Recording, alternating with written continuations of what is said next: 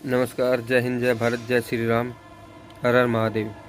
तो भी आजकल एक मुद्दा उठा हुआ है। मुद्दा क्या, सच्चाई उठी हुई है कि इस कश्मीरी फाइल्स के ऊपर जो बताया वो सही बताया है। हम मतलब हिंदुओं के साथ जो पंडित थे वहाँ पे उनके साथ बहुत बुरा हुआ है और सरकार ने भी कुछ मदद नहीं की उस टाइम। तो उसी के बारे में कुछ बात करना चाहता हूँ और कुछ एक सच्चाई है वो भी आगे देखना एक वीडियो में। तो पहली बात तो ये कि जो बताया, अगर कोई कहता है ना कि भैया ये एक ही पहलू दिखाया गया, तो अगर एक ही पहलू है तो फिर आप लोग ये बताइए कि अगर उसका दूसरा होता तो अब तक आ जाता सामने। आप एक ही पहलू दिखाते हैं। और मैं इस चीज़ का वो भी कहना चाहूँगा कि जो हमारी सभ्यता है वो हमें मिलनी चाहिए जो है। हम जो हिंदू ना, देश का नाम हिंदुस्तान है, हिंदू से रिलेटेड है। तो जो हमारे धर्म है, ग्रंथ हैं और जो भी हमारी सभ्यताएँ हैं, जो भी हमारी विरासत है, उसे तोड़े ना, ये नहीं। और इसके लिए हमें सबको एकजुट होना पड़ेगा और इस चीज़ को संभाल के रखना पड़ेगा। ये हम नहीं, ये बाकी दूसरे कल्चरों में भी अगर देखोगे, दूसरे धर्म में, रिलीजन में भी देखोगे, तो वो लोग अपनी उसको रिलीजन को प्रेफर करते हैं ज़्यादा और उसको संभाल के रखते हैं। तो हमें भी रखना चाहिए। ये नहीं कि ये है वो है, छोड़ दो, लाइट ले लो। ये अभी हम कर देंगे, आगे हमारी जो नस्ल आएगी, जो भी हमारी जनरेशन आएगी, उसके लिए क्या होगा फिर? उसके लिए क्या छोड़ के जाएंगे, क्या मैसेज दे के जाएंगे? हर कोई क्रिश्चियन अपने धर्म के लिए करता है, बहुत अलग अपने मतलब तो नहीं, जो है मुस्लिम अपने धर्म के लिए करते हैं। यहूदी है, एक छोटा सा देश है मुस्लिम देशों के बीच में, वो इतना अपने उसके लिए लड़ता है धर्म के लिए। तो हमें भी करना चाहिए। और इसी के से रिलेटेड एक वीडियो है, तो उस वीडियो को ज़रूर देखना और अपनी कमेंट और राय बताना कि उस बात से आप एग्री करते हैं या नहीं करते। तो वीडियो ज़रूर देखें। जय श्री राम। और अब वीडियो देखें ज़रूर और इसको जितना हो सके उतना शेयर करें। सभी हिंदू भाइयों से रिक्वेस्ट है। जय श्री राम। आप इस वीडियो को देखें। नमस्कार, सुप्रभात, वंदे मातरम। मित्रों, आज आपसे बात करना चाहता हूं भारतीय मुसलमानों की, भारत में रहने वाले मुसलमान। पहली बात तो ये समझ लीजिए कि ये हिंदू समुदाय से बहुत अलग है संरक्षण के मामले में, ऑर्गेनाइज्ड के मामले में। मैं ये कहना चाहता हूं कि भारतीय मुसलमान एक बहुत क्लोज्ड निट कम्युनिटी है, जबकि हिंदू नहीं है। उदाहरण के तौर पे, आप किसी सड़क पर एक मुसलमान को थप्पड़ मार दो, वो मुसलमान को ज्यादा से ज्यादा 10 मिनट लगेगा अपने नजदीकी मस्जिद या मदरसा पहुंचने में। वहां वो मामला बताएगा, 2-3 मिनट के अंदर अंदर वो मस्जिद या मदरसा जो है दिल्ली के जामा मस्जिद को एक फ़ोन करेगा या ईमेल करेगा। दिल्ली के जामा मस्जिद के पास सारा डेटा रखा हुआ है कि अगल बगल के कौन से मस्जिद है, किस मस्जिद में कितने लोग जमा हो सकते हैं, उनके व्हाट्सएप ग्रुप क्या है। वो 5 मिनट के बाद उनको खबर देगा और उनको खबर देने का 10 मिनट के बाद आप सड़क पर अचानक से देखते हो कि 5,000, 10,000, 20,000 की भीड़ जमा हो गई। एक आम हिंदू को समझ में भी नहीं आता है कि एक छोटी सी घटना और अचानक से सड़कों पे और सब जगह जो है ये 15-20 हजार मुसलमान कहाँ से आ गए। वो इसलिए ऐसा कर सकते हैं क्योंकि उनकी नेटवर्क बहुत स्ट्रांग है और एफिशिएंट है, जबकि आपके साथ ऐसा नहीं है।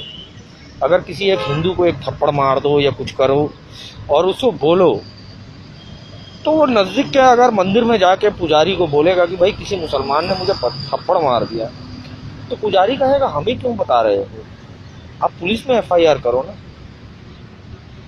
आप किसी पार्षद, एमएलए वगैरह के पास जाके बोलो कि भाई किसी ने मुझे थप्पड़ मार दिया, तो भाई तुम्हारी लड़ाई है, तुम खुद लड़ो, इसमें हम क्या कर सकते हैं। आप बहुत हुआ तो बजरंग दल या विश्व हिंदू परिषद वाले से बात करो। आप बजरंग दल के पास जाइए, बजरंग दल के कार्यकर्ता तुरंत लाठी डंडा लेके तैयार हो जाएंगे और बोलेंगे कि चलिए साला कौन है देखते हैं।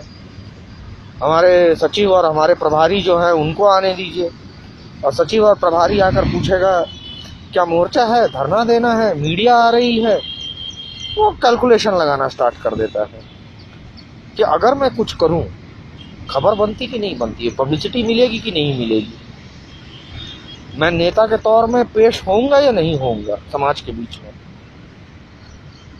ऐसी सोच आमतौर पे हिंदू नेतागण रखते हैं, मुसलमान नहीं रखते हैं। मुसलमान वेरी क्लियर है कि हमें सिर्फ और सिर्फ मजहब के लिए खड़ा होना है।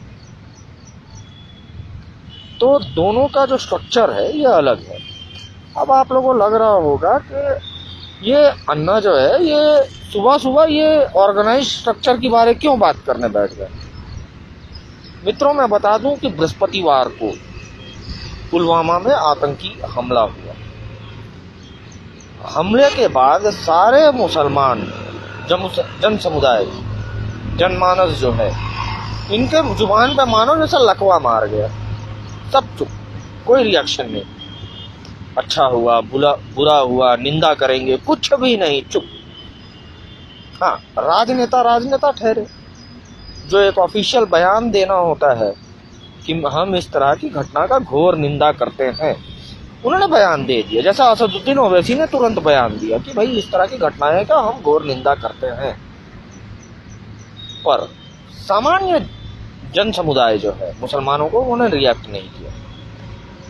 कल उनका जुम्मा था, ये 1 बजे नमाज के लिए पहुंच जाते हैं, जबकि 1:30 बजे से नमाज शुरू होती है। आधा घंटा इनकी तकरीर चलती है, इनको गाइडलाइन दिया जाते हैं।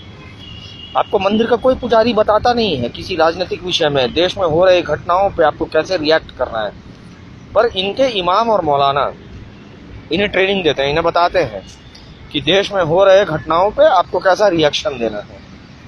और कल 2 बजे के बाद एक भारती आ गई निंदा करने के लिए कि हम घोर निंदा करते हैं, कश्मीर में जो कुछ हुआ, पाकिस्तान आतंकवादी है, पाकिस्तान फलाना है, ढिमकाना है। अरे बेशर्मो, किस मुंह से तुम लोग पाकिस्तान को कोस रहे हो? पाकिस्तान का निर्माण के लिए क्या कराची के मुसलमानों ने आंदोलन किया? पाकिस्तान के निर्माण के लिए क्या पेशावर के मुसलमानों ने आंदोलन किया? क्या लाहौर के मुसलमानों ने आंदोलन किया? नहीं, उत्तर प्रदेश के मुसलमानों ने आंदोलन किया। भारत के मुसलमानों ने वोटिंग करवाई कि अलग पाकिस्तान होना चाहिए। और ये लोग 95% के ऊपर इन्होंने वोट किया कि पाकिस्तान अलग देश मिलना चाहिए। और जब मिल गया तो गए नहीं, बोलता कि नहीं, हमको तो भारत से प्यार है, हम नहीं जाएंगे, हम तो यहीं रहेंगे। और बेवकूफ ढक्कन हिंदू इस बात को मान भी लिए कि हाँ, ये भारत को प्यार करते हैं, इसीलिए ये लोग नहीं गए। जबकि इनकी मंशा थी कि हम 4 बच्चे पैदा करेंगे, हमारे 4 बच्चे 40 बच्चे पैदा करेंगे, वो 40 बच्चे 800 बच्चा पैदा करेंगे और हम तुम्हारी देश को कब्जा कर लेंगे। मुसलमान अपने तय लक्ष्य की तरफ बहुत क्लियरली बढ़ रहे हैं, हर कपट का हथकंडा इस्तेमाल करके। सारा कंफ्यूजन हिंदू को है, मुसलमान को बहुत क्लियर है।